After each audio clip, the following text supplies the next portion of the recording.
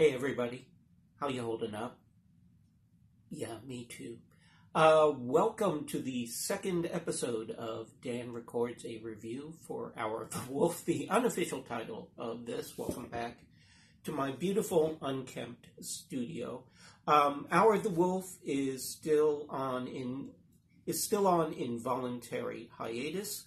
We don't know when it's coming back, but I figured, what the hell, I may as well keep my hand in and just do some reviews just to get the stuff out there and get my thoughts out there.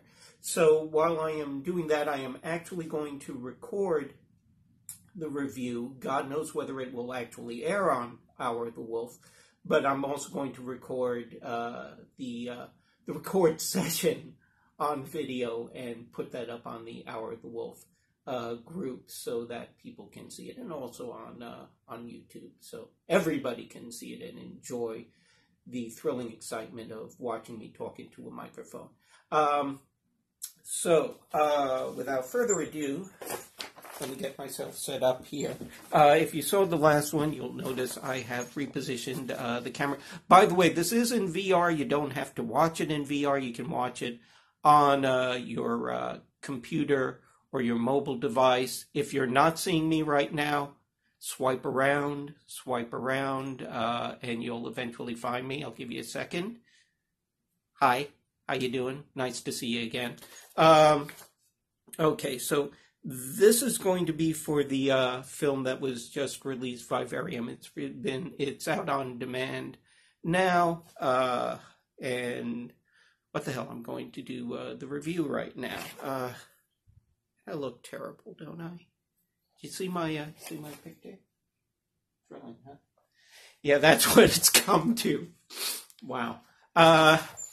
In any case, okay, couple of notes as before. When you hear my reviews on the radio, those are heavily edited. I tend to thumper a lot, and since this one has some complex ideas in it, expect to hear a lot of thumpering on this. Also, when I start the recorder, I'm going to give it a few seconds of silence so I can capture some room tone that I'll be able to filter out for the actual aired review when I do the editing. So, ready to go? Here we go.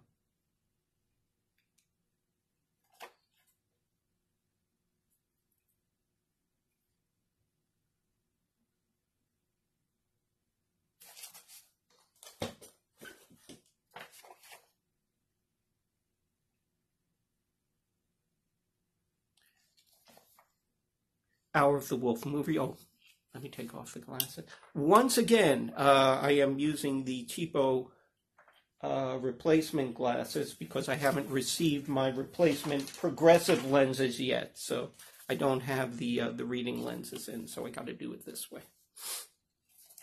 Here we go. Hour of the Wolf movie review, air date. Let's pretend it's April 9th, 2020. VIVARIUM, take one. I'm Dan Persons, and this is my Hour of the Wolf review. VIVARIUM, the new existential horror film that is now available on demand, is the right movie at way the wrong time.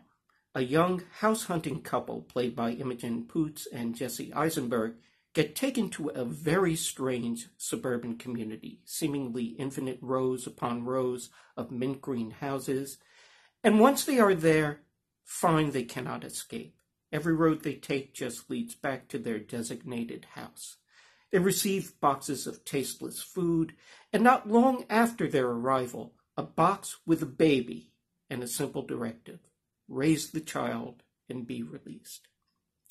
Director Lorcan Finnegan, who co-scripted with Garrett Shanley, begins VIVARIUM with disturbing footage of a hatchling cuckoo commandeering a nest. So he isn't exactly being subtle about what's going on here, particularly when the baby develops to childhood in a matter of weeks and winds up a creepy little entity that and winds up a creepy little entity that mimics back every word the couple says and shrieks when hungry, which he is about every 5 minutes.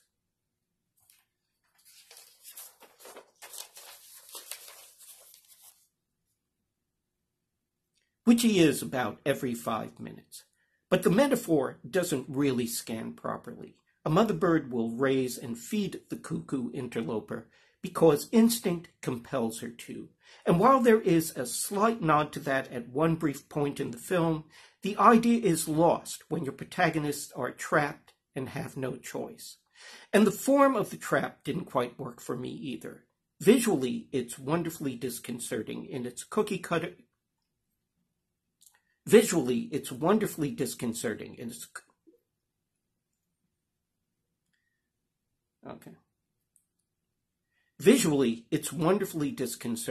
its cookie cutter architecture surrounded by a sky surmounted. See, this is what happens when you don't have reading glasses. Visually, it's wonderfully disconcerting in its cookie cutter architecture surmounted. You see, this is the way it goes. Visually, it's wonderfully disconcerting in its cookie cutter architecture surmounted.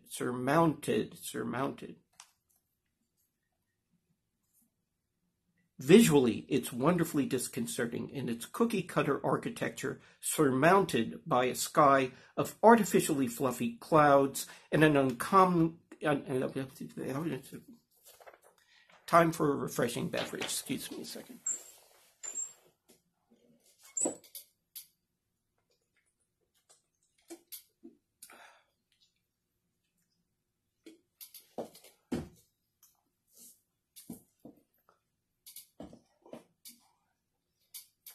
One shouldn't drink carbonated vegetables. One shouldn't drink carbonated beverages when recording, but I prefer it. Visually, it's wonderfully disconcerting in its cookie cutter architecture surmounted by a Visually, it's wonderfully disconcerting in its cookie-cutter architecture, surmounted by a sky of artificially fluffy clouds and an uncommonly large sun. I can't imagine this isn't CG, and it's well done.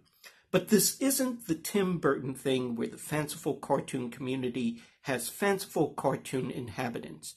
The couple is alone, and it's not clear whether any of the other houses are even functional. I guess the idea is that whatever non-human intelligence is in control has misunderstood the concept of neighborhood, giving its victims the structure, but none of the substance. But for whatever surreal impact that concept has on a visual level, it doesn't quite work for me in a dramatic sense. Near the end of the film, we do get to see similar couples trapped in a similar predicament. Near the end of the film, we do get to see similar couples trapped in a similar predicament through... Yes. Sorry about that. Near the end of the film, we do get to see similar couples trapped in a similar predicament through another inventively surreal sequence, but we don't know where they are in context to... Okay. I lost the string there. Near the end of the film, we do get to see similar couples trapped in a similar predicament through another inventively surreal sequence, but we don't know where they are in context. To our protagonists. And at that point, it doesn't really matter, because if you spent enough time watching these Twilight Zone-ish exercises,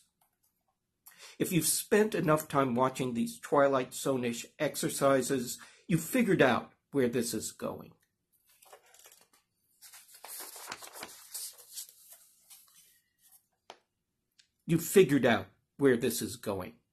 Which it does.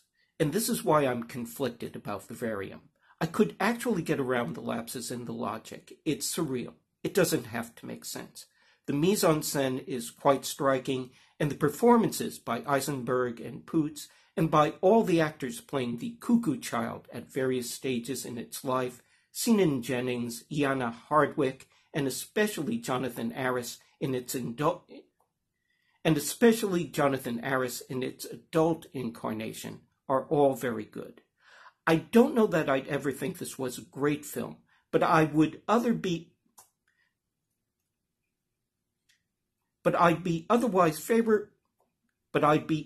favorably inclined toward it, except I figured out early on where it was going to go, and under our present conditions, it was exactly the place I didn't want it to go. I can't really knock it because it's too good to deserve that, but I'm not quite ready to embrace it just yet. Vivarium is fascinating and creepy, and I wish it had come out last year or later this year. And while I've got you, let me remind you that if you've got a moment, and who doesn't these days, you should check out my articles on Tor.com. Most recent one is on 12 bingeable animated series. Just do a search on Dan Persons and then scroll down because for some reason my stuff starts at the bottom of the page. Also, please check out my YouTube series, Historama 3D.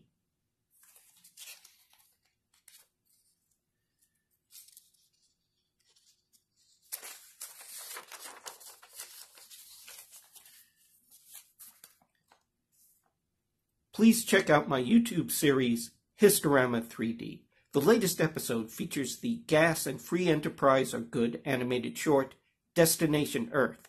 And coming up soon will be the very appropriate for our times educational film, Joan Avoids a Cold, the special edition. This one's from the 1940s with a brand new musical track produced by yours truly. And boy, is it weird. You can watch